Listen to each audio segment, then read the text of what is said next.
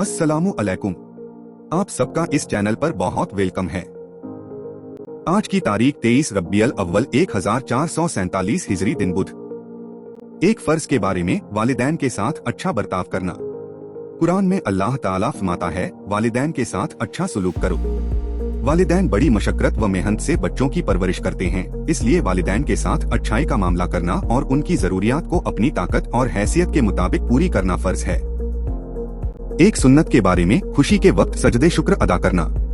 रसूलुल्लाह सल्लल्लाहु अलैहि वसल्लम को जब खुशी का मौका आता या कोई खुशखबरी सुनाई जाती तो आप सजदे शुक्र अदा करते। एक अहम अमाल की फजीलत मुतल्लका बेटी की कफालत करना। रसूलुल्लाह सल्लल्लाहु अलैहि वसल्लम ने एक मर्तबा फरमाया, क्या मैं तुम्हें बेहतरीन सदका बताऊं? तेरी वह लड़की जो लौटकर तेरे ही पास आ गई हो और उसके लिए तेरे सिवा कोई कमाने वाला न हो, तो ऐसी लड़की पर जो भी खर्च किया जाएगा वह बेहतरीन सदका है। एक गुनाह के बारे में इल्मे दीन को छुपाना।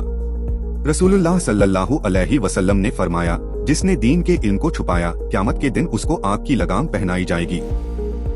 आखिरत के बारे में क़यामत के दिन काफिर की तमन्ना। कुरान में अल्लाह ताला फरमाता है, हमने तुमको एक करीब आने वाले अजाब से डरा दिया है, जो उस दिन आएगा जिस दिन आदमी अपने उन आमाल को देख लेगा जो उसने अपने हाथों से किए होंगे, और उस दिन काफिर कहेगा, काश मैं मिट्टी हो जाता। तिब्बे नबवी से इलाज, गुर्दे की बीमारियों का इलाज।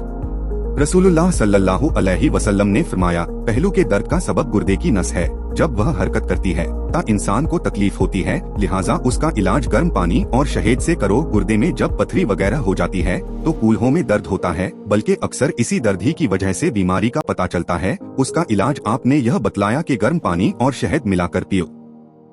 कुरान की नसीहत। कुरान में अल्लाह ताला फरमाता है, तुम ऐसे अजाब से बचो जो सिर्फ गुनाह करने वालों ही पर नहीं आएगा, बल्कि गुनाह देखकर खामोश रहने वालों को भी अपनी पकड़ में लेगा। खूब जान लो कि अल्लाह सख्त सजा देने वाला है। इस्लामी तारीख। रसूलुल्लाह की मुबारक पैदाइश।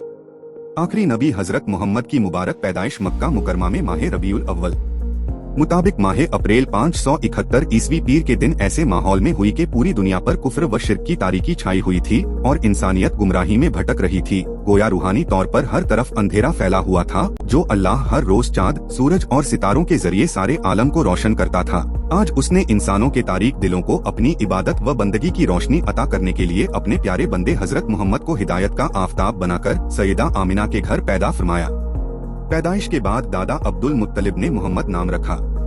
यह नाम अरब में बिल्कुल अनोखा था। लोगों ने अब्दुल मुत्तलिब से अपने पोते का नया नाम रखने की वजह मालूम की तो उन्होंने कहा कि मेरे पोते की पूरी दुनिया में तारीफ की जाएगी, इसलिए मैंने यह नाम रखा है।